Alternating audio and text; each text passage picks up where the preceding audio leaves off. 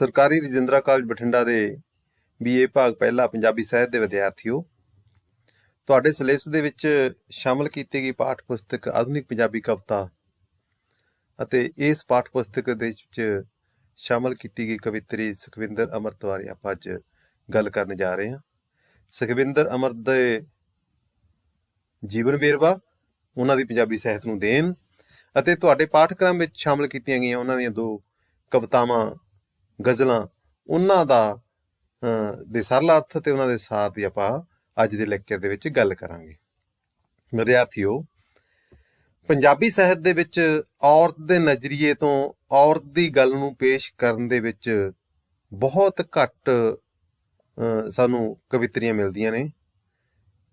ਸਭ ਤੋਂ ਪਹਿਲਾਂ ਅਮਰਤਾ ਪ੍ਰੀਤਮ ਤੋਂ ਬਾਅਦ ਬਹੁਤ ਸਾਰੀਆਂ ਜਿਹੜੇ ਲੋਕ ਸੀ, ਬਹੁਤ ਸਾਰੀ ਜਿਹੜੀਆਂ ਔਰਤ ਲੇਖਿਕਾਵਾਂ ਸੀਗੀਆਂ, ਉਹ ਇਹਦੇ ਵਿੱਚ ਸ਼ਾਮਲ ਹੋ ਜਾਂਦੀਆਂ ਔਰ ਸੁਖਵਿੰਦਰ ਅਮਰਤ ਉਹਨਾਂ ਦੇ ਵਿੱਚੋਂ ਇੱਕ ਸੀ। ਸੁਖਵਿੰਦਰ ਅਮਰਤ ਦਾ ਜਨਮ 11 ਦਸੰਬਰ 1963 ਈਸਵੀ ਨੂੰ ਪਿੰਡ ਸਰਦਪੁਰਾ, ਜ਼ਿਲ੍ਹਾ ਲੁਧਿਆਣਾ ਵਿੱਚ ਪਿਤਾ ਸਰਦਾਰ ਗੁਰਨਾਮ ਸਿੰਘ ਅਤੇ ਮਾਤਾ ਅਮਰਜੀਤ ਕੌਰ ਦੇ ਘਰ ਹੋਇਆ। ਕਵਿਤਾ ਲਿਖਣ ਦਾ ਸ਼ੌਕ ਉਸ ਨੂੰ ਚੜ੍ਹਦੀ ਜਵਾਨੀ ਤੋਂ ਹੀ ਸੀ। ਉਸ ਦੇ ਘਰ ਦੇ ਸੰਸਕਾਰੀ ਮਾਹੌਲ ਨੇ ਉਸ ਦੀ ਕਲਮ ਨੂੰ ਰੋਕ ਪਾਉਣ ਦੀ ਕੋਸ਼ਿਸ਼ ਕੀਤੀ, ਪਰ ਉਹ ਫਿਰ ਵੀ ਲਿਖਦੀ ਰਹੀ। ਜਿਵੇਂ ਸਾਡੇ ਸਮਾਜ ਦੇ ਵਿੱਚ ਕੁੜੀਆਂ ਦਾ ਪਾਲਣ ਪੋਸ਼ਣ ਹੁੰਦਾ ਹੈ, ਸਾਡੇ ਸਮਾਜਿਕ ਦਾਇਰੇ ਦੇ ਵਿੱਚ ਇਸ ਤਰ੍ਹਾਂ ਕੁੜੀਆਂ ਦੇ ਉੱਪਰ ਬਹੁਤ ਸਾਰੀਆਂ ਕਹਿ ਸਕਦੇ ਹੋ ਤੁਸੀਂ ਕਿ ਇੱਕ ਪਾਬੰਦੀਆਂ ਹੁੰਦੀਆਂ, ਉਹਨਾਂ ਨੂੰ ਇੱਕ ਵੱਖਰੇ ਤਰ੍ਹਾਂ ਦੇ ਮਾਹੌਲ ਦੇ ਵਿੱਚ ਪਾਲਿਆ ਜਾਂਦਾ ਹੈ। ਇਸੇ ਤਰ੍ਹਾਂ ਸੁਖਵਿੰਦਰ ਅਮਰਤ ਵੀ ਇੱਕ ਵੱਖਰੇ ਮਾਹੌਲ ਦੇ ਵਿੱਚ ਪਲੀ ਸੀਗੀ। ਉਹਨੂੰ ਕਵਿਤਾ ਲਿਖਣ ਦਾ ਸ਼ੌਕ ਸੀ, ਪਰ ਉਹਦੇ ਤੇ ਬਹੁਤ ਸਾਰੀਆਂ ਰੋਕਾਂ ਲਾਉਣ ਦੀ ਕੋਸ਼ਿਸ਼ ਕੀਤੀ ਗਈ। ਜਦੋਂ ਉਹਦਾ ਵਿਆਹ ਹੋ ਜਾਂਦਾ ਨਾ, ਸਹੁਰੇ ਘਰ ਆ ਕੇ ਉਸਨੂੰ ਪਹਿਲ ਵੀ ਇਹਨਾਂ ਮੁਸ਼ਕਲਾਂ ਦਾ ਸਾਹਮਣਾ ਕਰਨਾ ਪਿਆ, ਪਰ ਹੌਲੀ ਹੌਲੀ ਉਸਨੇ ਇਸ ਸਭ ਕਾਸੇ ਨਾਲ ਸੰਘਰਸ਼ ਕੀਤਾ ਅਤੇ ਆਪਣੀ ਸਿਰਜਣਾਤਮਕਤਾ ਨੂੰ ਪਹਿਚਾਣਦਿਆਂ ਆਪਣੀ ਕਾਵਿ ਸਿਰਜਣਾ ਜਾਰੀ ਰੱਖੀ। ਉਹਨਾਂ ਨੇ ਆਪਣਾ ਲਿਖਣ ਦਾ ਸਫ਼ਰ ਨੂੰ ਜਾਰੀ ਰੱਖਿਆ ਉਸੇ ਤਰ੍ਹਾਂ ਦੇ ਨਾਲ ਹੀ, ਔਰ ਉਹਨਾਂ ਦੀ ਬਹੁਤ ਸਾਰੀਆਂ ਰੋਕਾਂ ਪਾਈਆਂ ਗਈਆਂ। ਬੇਸ਼ੱਕ ਉਹ ਪੇਕਾ ਪਰਿਵਾਰ ਸੀ ਜਾਂ ਸਹੁਰਾ ਪਰਿਵਾਰ ਸੀ, ਪਰ ਉਹ ਸਾਰੀਆਂ ਰੋਕਾਂ ਨੂੰ ਪਾਰ ਕਰਦੇ ਹੋਏ ਉਹਨਾਂ ਨੇ ਆਪਣੀ ਜਿਹੜੀ ਲਿਖਣ ਦੀ ਪ੍ਰਕਿਰਿਆ ਸੀਗੀ ਜਾਂ ਉਹਨਾਂ ਦੇ ਮਨ ਦੇ ਵਿੱਚ ਜਿਹੜੀ ਸੱਧਰ ਸੀਗੀ, ਉਹਨੂੰ ਉਸੇ ਤਰ੍ਹਾਂ ਕਾਇਮ ਰੱਖਿਆ। ਉਸਨੇ ਆਪਣੀ ਅਦਵਾਟੇ ਰਹੀ ਪੜ੍ਹਾਈ ਨੂੰ ਪੂਰਾ ਕੀਤਾ ਤੇ ਆਪਣੀਆਂ ਨਜ਼ਮਾਂ ਤੇ ਗਜ਼ਲਾਂ ਨਾਲ ਪੰਜਾਬੀ ਕਾਵਿ ਸੰਸਾਰ ਵਿੱਚ ਆਪਣਾ ਇੱਕ ਮੁਕਾਮ ਹਾਸਲ ਕਰ ਲਿਆ। ਉਹਨੇ ਇੱਕ ਇਸ ਤਰ੍ਹਾਂ ਦਾ ਮੁਕਾਮ ਹਾਸਲ ਕਰ ਲਿਆ ਕਿ ਜਿਹੜਾ ਉਸਦੀ ਇੱਕ ਪਹਿਚਾਣ ਬਣਦਾ ਹੈ। ਉਹਦੀ ਆਪਣੀ ਪਹਿਚਾਣ ਤਾਂ ਬਣਦਾ ਹੀ ਹੈ, ਉਹਦੇ ਮਾਂ ਪਿਓ ਦੇ ਲਈ ਵੀ ਇੱਕ ਬਹੁਤ ਵੱਡੀ ਇਹ ਕਹਿ ਸਕਦੇ ਹਾਂ ਆਪਾਂ ਕਿ ਇੱਕ ਪਹਿਚਾਣ ਸਾਡੇ ਪੰਜਾਬੀ ਸਮਾਜ ਦੇ ਵਿੱਚ, ਸਾਡੇ ਪੰਜਾਬੀ ਸਾਹਿਤ ਖੇਤਰ ਦੇ ਵਿੱਚ ਬਣ ਜਾਂਦੀ ਹੈ, ਕਿਉਂਕਿ ਜਦੋਂ ਉਹਨਾਂ ਨੂੰ ਯਾਦ ਕੀਤਾ ਜਾਂਦਾ ਤਾਂ ਉਹਨਾਂ ਦੇ ਮਾਂ ਪਿਓ ਨੂੰ ਨਾਲ ਹੀ ਯਾਦ ਕੀਤਾ ਜਾਂਦਾ ਹੈ। ਉਸ ਦਾ ਪੰਜਾਬੀ ਨਜ਼ਮ ਤੇ ਗਜ਼ਲ ਵਿੱਚ ਪ੍ਰਵੇਸ਼ ਇੱਕ ਕਰਿਸ਼ਮੇ ਵਾਂਗ ਹੋਇਆ। ਉਸਨੇ ਆਪਣੀਆਂ ਕਵਿਤਾਵਾਂ ਵਿੱਚ ਔਰਤ ਮਨ ਦੀ ਉਸ ਵਿਚਾਰਧਾਰਾ ਨੂੰ ਪ੍ਰਵਾਨ ਨਹੀਂ ਕੀਤਾ ਜੋ ਮਰਦ ਖਿਲਾਫ ਪ੍ਰਵਚਨ ਸਿਰਜਦੀ ਹੈ। ਜਿਹੜੀ ਸਾਡੀ ਪੱਛਮੀ ਨਾਰੀਵਾਦੀ ਸੋਚ ਸੀਗੀ ਨਾ, ਪੱਛਮ ਦੇ ਵਿੱਚ ਇੱਕ ਨਾਰੀਵਾਦੀ ਲਹਿਰ ਚੱਲੀ ਸੀਗੀ। ਉਹ ਨਾਰੀਵਾਦੀ ਲਹਿਰਾਂ ਦੇ ਕਈ ਸਰੂਪ ਸੀਗੇ। ਉਹਨਾਂ ਸਰੂਪਾਂ ਦਾ ਪ੍ਰਭਾਵ ਕਿਤੇ ਨਾ ਕਿਤੇ ਪੰਜਾਬੀ ਸਮਾਜ ਦੇ ਵਿੱਚ ਲਿਖਣ ਵਾਲੀ ਔਰਤ ਦੇ ਉੱਪਰ ਵੀ ਪਿਆ। ਅਮਰਤਾ ਪ੍ਰੀਤਮ ਕਹਿ ਦਿਓ, ਸ਼ਸ਼ੀਪਾਲ ਸਮੁੰਦਰਾ ਕਹਿ ਲਓ, ਮਨਜੀਤ ਇੰਦਰਾ ਕਹੋ, ਇਹਨਾਂ ਸਾਰਿਆਂ ਦੇ ਉੱਪਰ ਇਹ ਚੀਜ਼ ਦਾ ਪ੍ਰਭਾਵ ਹੈਗਾ। ਪਰ ਇਹਨੇ ਥੋੜਾ ਜਿਹਾ ਇਸ ਤੋਂ ਵੱਖਰੀ ਤਰ੍ਹਾਂ ਦੇ ਨਾਲ ਸੋਚਿਆ। ਸੁਖਵਿੰਦਰ ਅਮਰਤ ਨੇ ਉਹ ਉਸ ਵਿਚਾਰਧਾਰਾ ਨੂੰ ਪ੍ਰਵਾਨ ਨਹੀਂ ਕਰਦੀ ਜੋ ਮਰਦ ਖਿਲਾਫ ਪ੍ਰਵਚਨ ਸਿਰਜਦੀ ਹੈ, ਸਿਰਫ ਮਰਦ ਦਾ ਵਿਰੋਧ ਹੀ ਕਰ ਰਹੀ ਹੈ। ਉਹ ਚੀਜ਼ ਨੂੰ ਉਹਨੇ ਰੱਦ ਕਰ ਦਿੱਤਾ। ਉਸਨੇ ਔਰਤ ਤੇ ਮਰਦ ਦੀ ਸੰਤੁਲਨ ਅਤੇ ਸਬਨੇ ਵਾਲੀ ਸੰਬੰਧਾਂ ਦੀ ਪੇਸ਼ਕਾਰੀ ਕੀਤੀ ਹੈ। ਔਰਤ ਤੇ ਮਰਦ ਦੇ ਵਿੱਚ ਜਿਹੜੇ ਸੰਬੰਧ ਨੇ, ਸੰਤੁਲਿਤ ਸੰਬੰਧ, ਇੱਕ ਦੂਜੇ ਦੇ ਮਾਣ ਸਨਮਾਨ ਦੇ ਲਈ ਗੱਲ ਕੀਤੀ ਹੈ। ਉਹਨੇ ਇਹ ਗੱਲ ਕੀਤੀ ਹੈ ਕਿ ਔਰਤ ਦਾ ਜਿਹੜਾ ਬਣਦਾ ਸਥਾਨ ਹੈ ਉਹ ਵੀ ਨਿਸ਼ਚਿਤ ਹੋਣਾ ਚਾਹੀਦਾ, ਉਹ ਵੀ ਉਹਨੂੰ ਮਿਲਣਾ ਚਾਹੀਦਾ, ਉਹਨੂੰ ਮਾਣ ਸਨਮਾਨ ਵੀ ਮਿਲਣਾ ਚਾਹੀਦਾ, ਤੇ ਨਾਲ ਹੀ ਉਹਨੇ ਜਿਹੜੀ ਬੇਲੋੜੀ ਮਰਦ ਦੀ ਜਿਹੜੀ ਆਲੋਚਨਾ ਉਹਦਾ ਵੀ ਵਿਰੋਧ ਕੀਤਾ। ਕਹਿੰਦੇ ਵੀ ਇਸ ਤਰ੍ਹਾਂ ਦੀ ਗੱਲ ਨਹੀਂ ਹੋਣੀ ਚਾਹੀਦੀ, ਸਾਡਾ ਸਮਾਜ ਇਸ ਰਿਸ਼ਤੇ ਨੂੰ ਸੰਤੁਲਿਤ ਦੇ ਰੂਪ ਦੇ ਵਿੱਚ ਬਣਾ ਕੇ ਹੀ ਅੱਗੇ ਵੱਧ ਸਕਦਾ ਹੈ। ਉਸਨੇ ਔਰਤ ਤੇ ਮਰਦ ਦੀ ਸੰਤੁਲਿਤ ਅਤੇ ਸਬਨਵੇਂ ਵਾਲੀ ਸੰਬੰਧਾਂ ਦੀ ਪੇਸ਼ਕਾਰੀ ਕੀਤੀ ਹੈ। ਇਹ ਜਿਹੜੇ ਸੰਬੰਧ ਸੀਗੇ ਉਹਨਾਂ ਦੀ ਗੱਲ ਕੀਤੀ ਹੈ। ਇਸ ਲਈ ਉਸ ਦੀ ਕਵਿਤਾ ਮਰਦ ਅਤੇ ਔਰਤ ਦੇ ਵਿਰੋਧ ਦੀ ਨਹੀਂ, ਦੋਹਾਂ ਦੀ ਆਪਸੀ ਸਮਝ ਦੀ ਕਵਿਤਾ ਹੈ।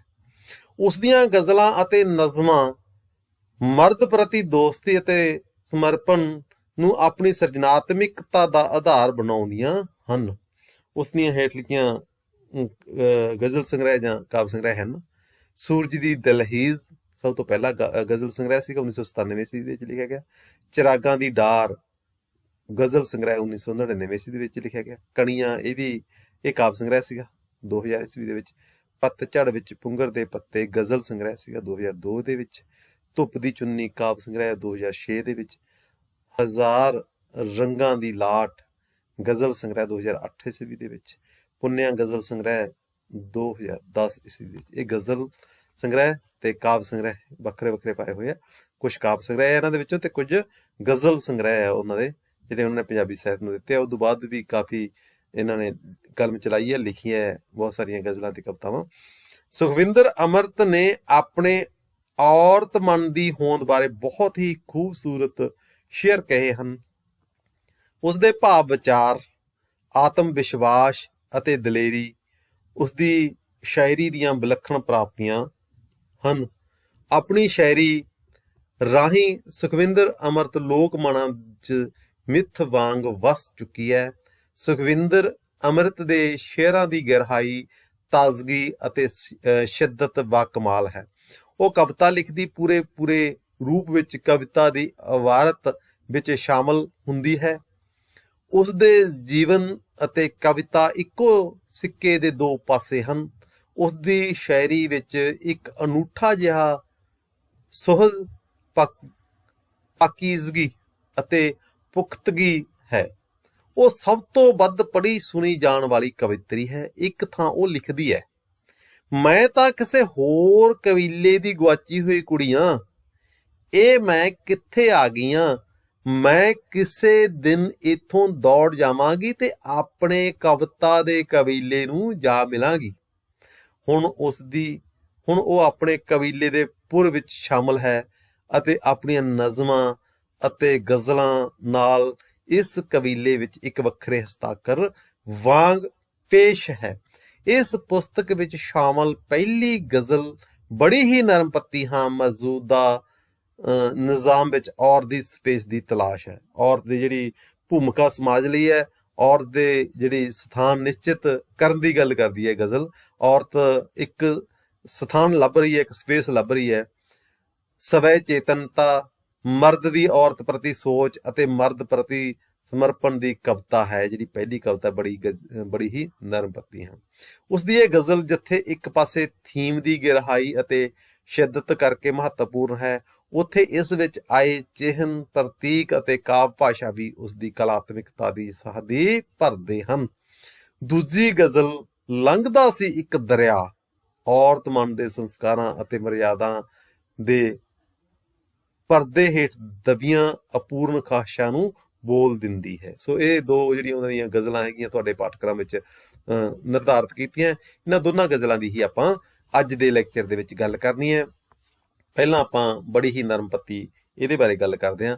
ਵਿਦਿਆਰਥੀ, ਜਿਵੇਂ ਆਪਾਂ ਲੈਕਚਰ ਦੇ ਸ਼ੁਰੂ ਦੇ ਵਿੱਚ ਕਿਹਾ ਕਿ ਸੁਖਵਿੰਦਰ ਅੰਮ੍ਰਿਤ ਔਰਤ ਮਨ ਦੀ ਗੱਲ ਕਰਦੀ ਹੈ। ਸੁਖਵਿੰਦਰ ਅੰਮ੍ਰਿਤ ਔਰਤ ਦੀਆਂ ਸੱਧਰਾਂ ਦੀ ਗੱਲ ਕਰਦੀ ਹੈ। ਸੁਖਵਿੰਦਰ ਅੰਮ੍ਰਿਤ ਮਰਦ ਪ੍ਰਧਾਨ ਸਮਾਜ ਦੇ ਵਿੱਚ ਔਰਤ ਦੇ ਲਈ ਇੱਕ ਸਪੇਸ ਦੀ ਗੱਲ ਕਰਦੀ ਹੈ, ਔਰਤ ਨੂੰ ਇੱਕ ਮਾਣ ਸਨਮਾਨ ਦੀ ਗੱਲ ਕਰਦੀ ਹੈ, ਜਾਂ ਫਿਰ ਔਰਤ ਲਈ ਇੱਕ ਅਜਿਹੇ ਸਮਾਜ ਦੇ ਨਿਰਮਾਣ ਦੀ ਗੱਲ ਕਰਦੀ ਹੈ ਜਿੱਥੇ ਸਭ ਦੇ ਅਧਿਕਾਰ ਬਰਾਬਰ ਹੋਣ, ਔਰਤ ਨੂੰ ਵੀ ਇੱਕ ਇਨਸਾਨ ਦੀ ਤਰ੍ਹਾਂ ਸਮਝਿਆ ਜਾਵੇ।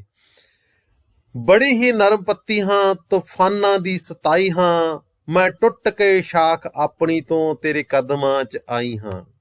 ਇੱਕ ਔਰਤ ਆਪਣੇ ਮਹਿਬੂਬ ਨੂੰ, ਆਪਣੇ ਪਤੀ ਨੂੰ ਸੰਬੋਧਿਤ ਹੋਈ ਲਿਖਦੀ ਹੈ ਕਿ ਮੈਂ ਤਾਂ ਇਸ ਸੰਸਾਰ ਦੇ ਵਿੱਚ, ਇਸ ਸਮਾਜ ਦੇ ਵਿੱਚ ਪਹਿਲਾਂ ਹੀ ਬਹੁਤ ਸਾਰੀਆਂ ਦੁੱਖਾਂ ਤਕਲੀਫਾਂ ਦੇ ਵਿੱਚੋਂ ਲੰਘੀ ਹੋਈਆਂ।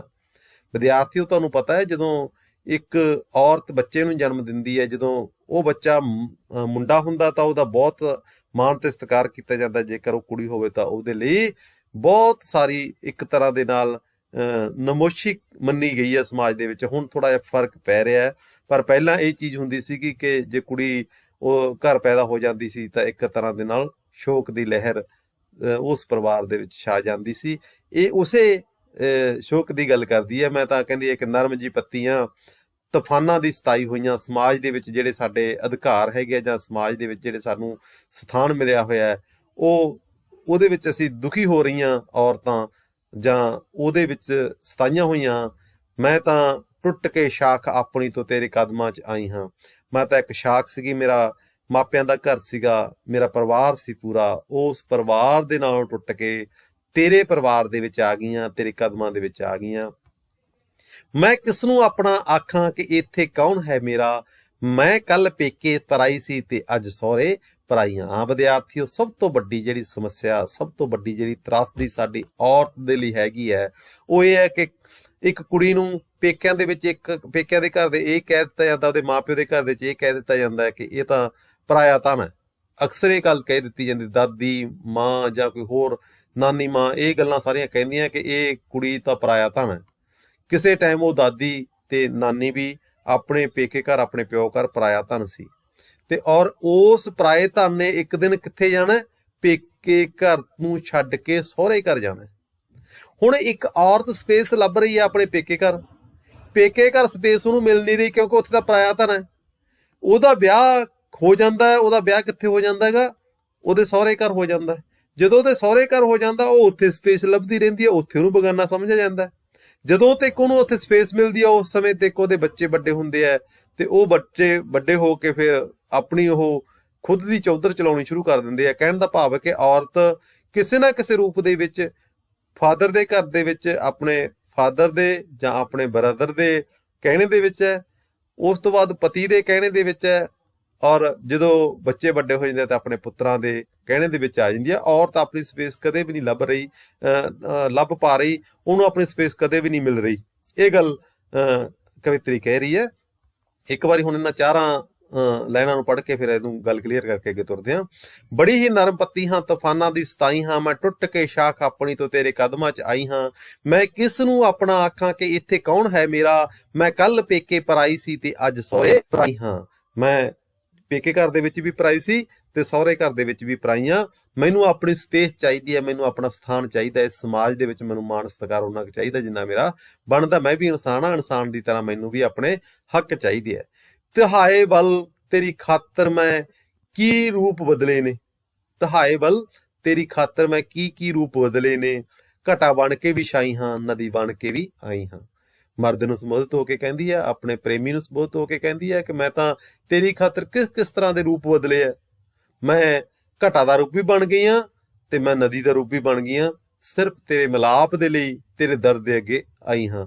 ਨਾ ਮੇਰੇ ਹੰਝੂ ਤੋਂ ਡਰ ਕੇ ਪੱਲਾ ਕਰ ਤੇਰੀ ਖਾਤਰ, ਛੁਪਾ ਕੇ ਬੁੱਲੀਆਂ ਵਿੱਚ ਮੈਂ ਬੜੇ ਹਾਸੇ ਲਿਆਈ ਹਾਂ। ਕਹਿੰਦੀ ਤੂੰ ਮੇਰੇ ਹੰਝੂਆਂ ਤੋਂ ਨਾ ਡਰ, ਤੂੰ ਮੇਰੇ ਹੰਝੂਆਂ ਨੂੰ ਦੇਖ ਕੇ ਘਬਰਾ ਨਾ।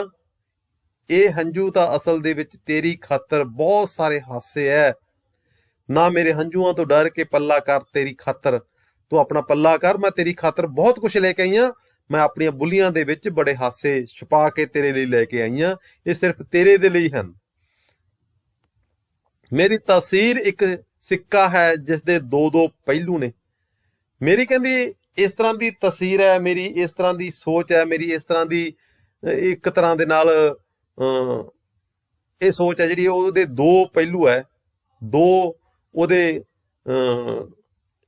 ਪਾਸੇ ਹਨ, ਔਰ ਇਹ ਦੋ ਪਾਸੇ ਕਿਸੇ ਲਈ ਦਰਦ ਬਣ ਜਾਵਾਂ, ਕਿਸੇ ਲਈ ਮੈਂ ਦਵਾਈ ਹਾਂ। ਕੋਈ ਮੈਨੂੰ ਦਰਦ ਸਮਝ ਰਿਹਾ ਹੈ, ਇਹ ਦਰਦ ਦੇ ਰਹੀ ਹੈ, ਤੇ ਕੋਈ ਮੈਨੂੰ ਸਮਝ ਰਿਹਾ ਇਹ ਦਰਦ ਨਹੀਂ, ਅਸਲ ਦੇ ਵਿੱਚ ਇਹ ਤਾਂ ਸਾਡੇ ਲਈ ਦਵਾ ਹੈਗੀ ਹੈ, ਦਵਾਈ ਹੈਗੀ ਹੈ। ਸੋ ਵਿਦਿਆਰਥੀਓ, ਇਹਨਾਂ ਲਾਈਨਾਂ ਦੇ ਵਿੱਚ ਕਵਿਤਰੀ ਨੇ ਬੜੇ ਸਪਸ਼ਟ ਰੂਪ ਦੇ ਵਿੱਚ ਆਪਣੇ ਮਹਿਬੂਬ ਦੇ ਲਈ, ਆਪਣੇ ਪਤੀ ਦੇ ਲਈ ਇਹ ਗੱਲ ਕਹੀ ਹੈ ਕਿ ਤਸਵੀਰ ਹੁੰਦਾ ਹੈਗਾ ਵਿਦਿਆਰਥੀਓ, ਤਸਵੀਰ ਸ਼ਬਦ ਦਾ ਜਿਹੜਾ ਸ਼ਬਦਿਕ ਅਰਥ ਹੈਗਾ, ਖਾਸੀਅਤ ਹੁੰਦੀ ਹੈ, ਅਸਰ ਹੁੰਦਾ ਹੈ। ਜਿਹੜੇ ਪਹਿਲੂ ਹੁੰਦੇ ਆ ਇਹਦੇ ਦੋ ਪਾਸੇ, ਆਪਾਂ ਕਹਿ ਦਿੰਦੇ ਹਾਂ ਵੀ ਇਹ ਦੋ ਪਹਿਲੂ ਆ, ਦੋ ਪਾਸੇ ਆ। ਇੱਕ ਸਿੱਕਾ ਹੁੰਦਾ, ਜਿਵੇਂ ਸਿੱਕੇ ਦੇ ਦੋ ਪਾਸੇ ਹੁੰਦੇ ਆ, ਉਸੇ ਤਰ੍ਹਾਂ ਦੀ ਗੱਲ ਹੀ ਕਰਦੀ ਹੈ। ਮੇਰੀ ਤਸਵੀਰ ਇੱਕ ਸਿੱਕਾ ਹੈ ਜਿਸ ਦੇ ਦੋ ਪਹਿਲੂ ਨੇ। ਮੇਰੀ ਤਸਵੀਰ, ਮੇਰੀ ਜਿਹੜੀ ਕਿਸਮਤ ਹੈਗੀ ਹੈ, ਮੇਰੀ ਜਿਹੜੀ ਸੋਚ ਹੈਗੀ ਹੈ, ਮੇਰੀ ਜਿਹੜੀ ਖਾਸੀਅਤ ਹੈਗੀ ਹੈ, ਦੋ ਪੱਖ ਨੇ। ਪਹਿਲਾ ਪੱਖ, ਕਿਸੇ ਲਈ ਮੈਂ ਦਰਦ ਬਣ ਜਾਂਦੀ ਹਾਂ ਤੇ ਕਿਸੇ ਦੇ ਲਈ ਮੈਂ ਦਵਾਈ ਬਣ ਜਾਂਦੀ ਹਾਂ। ਇਹ ਰੁੱਤਾਂ ਸਾਰੀਆਂ ਮੈਨੂੰ ਮੇਰੇ ਅਨੁਕੂਲ ਹੀ ਜਾਪਣ। ਅੱਗੇ ਚੱਲ ਕੇ ਕਵਿਤਰੀ ਆਪਣੀ ਉਸੇ ਸੋਚ ਨੂੰ ਵਧਾ ਰਹੀ ਹੈ। ਕਹਿੰਦੀ ਇਹ ਰੁੱਤਾਂ ਸਾਰੀਆਂ ਮੈਨੂੰ ਮੇਰੇ ਅਨੁਕੂਲ ਹੀ ਜਾਪਣ, ਮੈਂ ਬਾਰਿਸ਼ ਨੇ ਵੀ ਝੰਬੀ ਹਾਂ ਮੈਂ, ਧੁੱਪ ਨੇ ਵੀ ਸਤਾਈ ਹਾਂ। ਬਾਰਿਸ਼ ਹੁੰਦਾ ਹੈ ਕਿ ਵਰਖਾ, ਮੀਂਹ। ਕਹਿੰਦੀ ਇਹ ਰੁੱਤਾਂ ਸਾਰੀਆਂ ਮੈਨੂੰ ਮੇਰੇ ਅਨੁਕੂਲ ਹੀ ਜਾਪਦੀਆਂ, ਮੇਰੇ ਪ੍ਰਤੀਕੂਲ ਨਹੀਂ, ਮੇਰੇ ਉਲਟ ਨਹੀਂ, ਮੇਰੇ ਤਾਂ ਅਨੁਕੂਲ ਨੇ। ਮੈਂ ਬਾਰਿਸ਼ ਦੀ ਵੀ ਝੰਬੀ ਹੋਈ ਹਾਂ, ਤੇ ਮੈਂ ਧੁੱਪ ਨੇ ਵੀ ਤਪਾਈ ਹੋਈਆਂ। ਬਾਰਿਸ਼ਾਂ ਨੇ ਵੀ ਮੈਨੂੰ ਬਹੁਤ ਕਹਿ ਸਕਦੇ ਹਾਂ ਕਿ ਦੁੱਖ ਦਿੱਤੇ ਹੈ, ਤੇ ਧੁੱਪਾਂ ਨੇ ਵੀ ਮੈਨੂੰ ਬਹੁਤ ਸਾਰੇ ਦੁੱਖ ਦਿੱਤੇ ਆ। ਕਹਿਣ ਦਾ ਭਾਵ ਇਹ ਹੈ ਕਿ ਮੈਂ ਹਰ ਇੱਕ ਥਾਂ ਦੇ ਉੱਪਰ ਦੁਖੀ ਰਹੀ ਹਾਂ, ਬੇਸ਼ੱਕ ਉਹ ਪੇਕਾ ਘਰ ਹੈ ਜਾਂ ਉਹ ਸਹੁਰਾ ਘਰ ਹੈ। ਮੈਂ ਤਾਂ ਮੀਂਹ ਦੇ ਵਿੱਚ ਵੀ ਦੁਖੀ ਰਹੀ ਹਾਂ, ਮੈਂ ਤਾਂ ਧੁੱਪਾਂ ਦੇ ਵਿੱਚ ਵੀ ਦੁਖੀ ਰਹੀ ਹਾਂ। ਹਰ ਇੱਕ ਪਹਿਲੂ ਦੇ ਵਿੱਚ ਮੈਨੂੰ ਹੀ ਆਪਣੇ ਆਪ ਨੂੰ ਦੁਖੀ ਆਪਣੇ ਆਪ ਨੂੰ ਮੈਂ ਦੁਖੀ ਮਹਿਸੂਸ ਕੀਤਾ। ਮੇਰਾ ਜੱਗ ਤੇ ਮੁਕਾਮ ਹੈ ਦੋਸਤ ਅਜੇ ਨਿਸ਼ਚਿਤ ਨਹੀਂ ਹੋਇਆ, ਕੋਈ ਆਖੇ ਮੈਂ ਜ਼ਰਾ ਹਾਂ, ਕੋਈ ਆਖੇ ਖੁਦਾਈ ਹਾਂ। ਆਹ ਲਾਈਨਾਂ ਦੇ ਵਿੱਚ ਆ ਕੇ ਸਾਰਾ ਭਾਵ ਕਲੀਅਰ ਕਰਤਾ, ਸਾਫ਼ ਕਰਤਾ।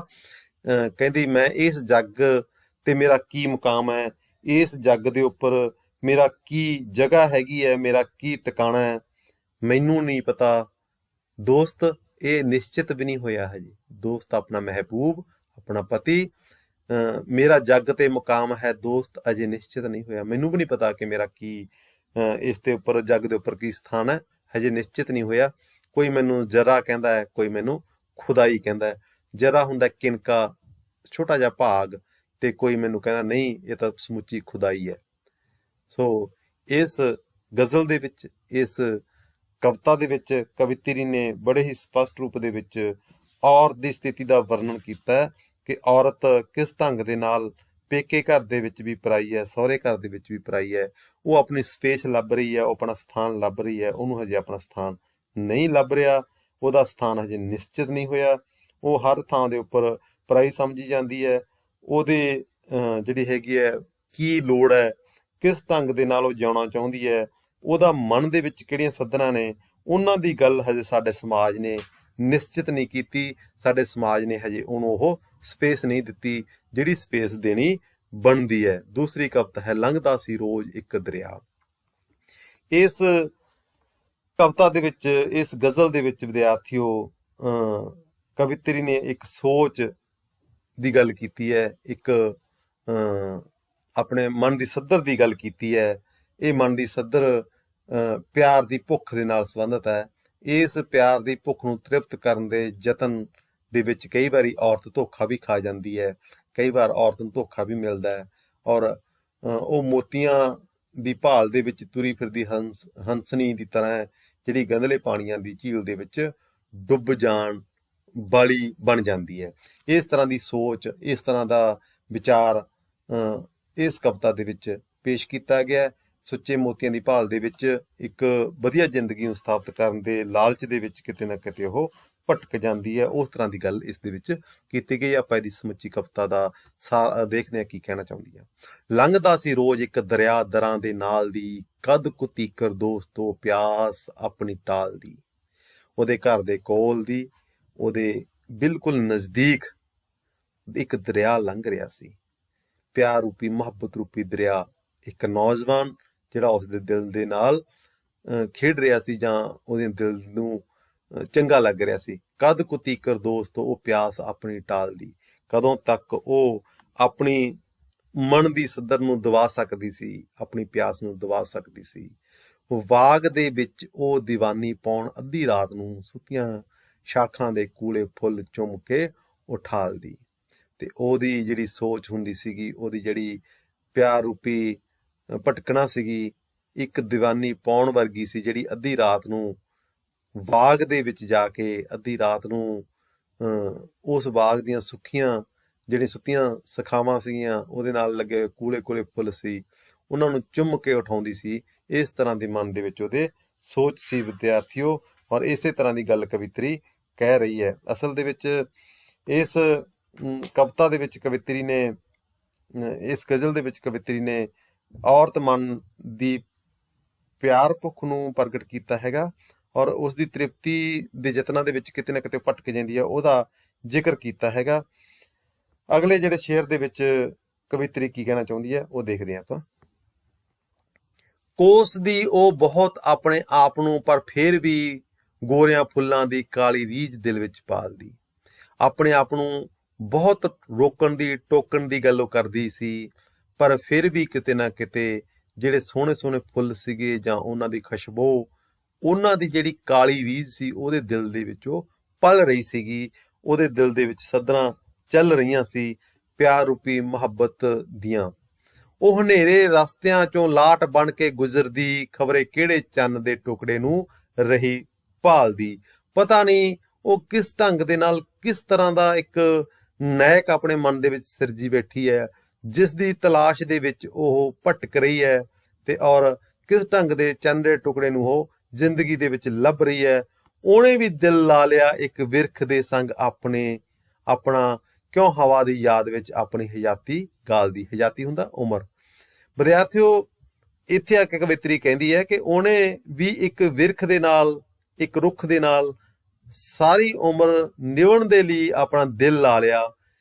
ਇਹ ਹਵਾ ਰੂਪੀ ਔਰਤ ਦੀ ਜਿਹੜੀ ਸੋਚ ਸੀਗੀ, ਉਹ ਆਪਣੀ ਜ਼ਿੰਦਗੀ ਨੂੰ ਸਿਰਫ ਯਾਦ ਦੇ ਵਿੱਚ ਹੀ ਗਾਲਣਾ ਨਹੀਂ ਚਾਹੁੰਦੀ ਸੀ, ਸਿਰਫ ਯਾਦ ਦੇ ਵਿੱਚ ਹੀ ਭਟਕਾਉਣਾ ਨਹੀਂ ਚਾਹੁੰਦੀ ਸੀ। ਡੁੱਬ ਗਈ ਆਖਰ ਉਹ ਗੰਧਲੇ ਨੀਰ ਦੀ ਇੱਕ ਝੀਲ ਵਿੱਚ, ਹੰਸਣੀ ਜਿਹੜੀ ਸੀ ਸੁੱਚੇ ਮੋਤੀਆਂ ਨੂੰ ਭਾਲਦੀ। ਇੱਕ ਦਿਨ ਉਹ ਉਸ ਗੰਧਲੇ ਨੀਰ ਦੇ ਵਿੱਚ, ਨੀਰ ਹੁੰਦਾ ਪਾਣੀ, ਗੰਧਲੇ ਪਾਣੀ ਦੇ ਵਿੱਚ ਡੁੱਬ ਗਈ, ਉਹ ਗੰਧਲੀ ਝੀਲ ਦੇ ਵਿੱਚ ਡੁੱਬ ਗਈ। ਇੱਕ ਹੰਸਣੀ ਜਿਹੜੀ ਸਾਰੀ ਉਮਰ ਸੁੱਚੇ ਮੋਤੀਆਂ ਨੂੰ ਭਾਲ ਰਹੀ ਸੀ, ਉਹ ਤਾਂ ਇੱਕ ਗੰਧਲੀ ਝੀਲ ਦੇ ਵਿੱਚ ਡੁੱਬ ਕੇ ਹੀ ਰਹਿ ਗਈ।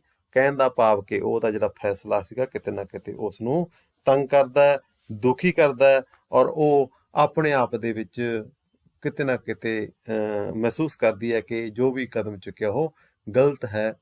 ਜਿਹੜੀ ਨਾਇਕਾ ਹੈਗੀ ਹੈ, ਗੰਧਲੇ ਪਾਣੀ ਦੀ ਇੱਕ ਝੀਲ ਦੇ ਵਿੱਚ ਡੁੱਬ ਗਈ, ਜਦੋਂ ਕਿ ਉਹ ਆਪਣੀ ਅਜਿਹੀ ਹੰਸਣੀ ਸੀ ਜੋ ਸੁੱਚੇ ਮੋਤੀ ਦੀ ਭਾਲ ਕਰ ਰਹੀ ਸੀਗੀ।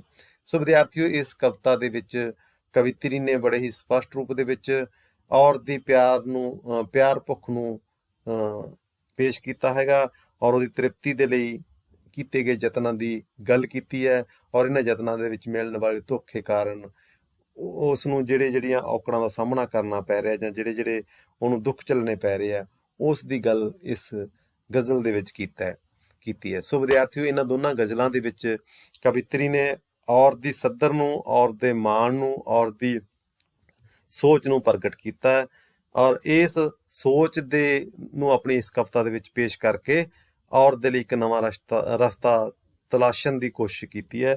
ਔਰ ਕਦੇ ਵੀ ਉਹ ਉਸਦੀਆਂ ਕਵਿਤਾ ਦੇ ਵਿੱਚ ਔਰਤ ਦੇ ਲਈ ਕੋਈ ਬਾਗੀ ਸੁਰ ਨਹੀਂ ਦਿਖਾਈ ਦਿੰਦੀ, ਸਗੋਂ ਜੋ ਵੀ ਉਹਨੂੰ ਸਪੇਸ ਮਿਲੀ ਹੋਈ ਹੈ ਉਹਦੇ ਵਿੱਚ ਸਮਝੌਤਾਵਾਦੀ ਰੁਚੀ ਹੀ ਭਾਰੂ ਰਹਿੰਦੀ ਹੈ।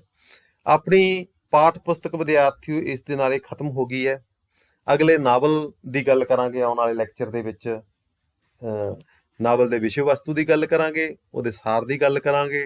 ਤੁਸੀਂ ਉਹ ਨਾਵਲ ਸਾਰਾ ਪੜ੍ਹੋ ਤੇ ਉਹਦੇ ਵਿੱਚ ਆਏ ਹੋਏ ਜਿਹੜੇ ਕਰੈਕਟਰ ਹੈਗੇ ਆ ਉਹਨਾਂ ਨੂੰ 2-3 ਲੈਕਚਰਾਂ ਦੇ ਵਿੱਚ ਆਪਾਂ ਕਲੀਅਰ ਕਰ ਲਾਂਗੇ। ਫਿਰ ਤੁਹਾਡਾ ਜਿਹੜਾ ਗ੍ਰਾਮਰ ਦਾ ਕੰਮ ਆ ਜਾਂ ਜਿਹੜਾ ਭਾਸ਼ਾ ਦਾ ਕੰਮ ਹੈਗਾ ਉਹਦੀ ਗੱਲ ਕਰਾਂਗੇ। ਭਾਸ਼ਾ ਦੇ ਵਿੱਚ ਵਿਦਿਆਰਥੀਓ ਤੁਹਾਡੇ ਲਈ 2 ਜਾਂ 3 ਪ੍ਰਸ਼ਨ ਲੰਬੇ ਹੈਗੇ ਆ। ਇੱਕ ਹੈਗਾ ਤੁਹਾਡਾ ਨਜ਼ਮ, ਗੀਤ, ਗਜ਼ਲ, ਰਵਾਈ, ਖੁੱਲੀ ਕਵਿਤਾ, ਇਹਦੀ ਪਰਿਭਾਸ਼ਾ, ਪ੍ਰਕਿਰਤੀ ਤੇ ਤੱਤ। ਇਹ ਸਾਰੇ ਆਪਣੇ 2-3 ਲੈਕਚਰਾਂ ਦੇ ਵਿੱਚ, 2 ਲੈਕਚਰਾਂ ਦੇ ਵਿੱਚ ਕਲੀਅਰ ਕਰ ਦੂੰਗਾ। ਨਜ਼ਮ ਤੇ ਗੀਤ ਨੂੰ ਇੱਕ ਦਿਨ ਰੱਖ ਲਾਂਗੇ, ਇੱਕ ਦਿਨ ਆਪਾਂ ਗਜ਼ਲ ਤੇ ਰਵਾਈ ਦੀ ਗੱਲ ਕਰ ਲਾਂਗੇ, ਖੁੱਲੀ ਕਵਿਤਾ ਦੀ ਗੱਲ ਕਰ ਲਾਂਗੇ। 2 ਲੈਕਚਰ ਇਹ ਤੇ ਲੱਗਣਗੇ। 2 ਲੈਕਚਰੀ ਕਹਾਣੀ, ਨਾਵਲ ਤੇ ਇਕਾਂਗੀ, ਇਹਦੇ ਤੇ ਇੱਕ ਲੈਕਚਰ 'ਚ ਹੀ ਆਪਾਂ ਕਰ ਸਕਦੇ ਹਾਂ, ਜੇ 2 ਲੈਕਚਰਾਂ 'ਚ ਕਰ ਲਾਂਗੇ।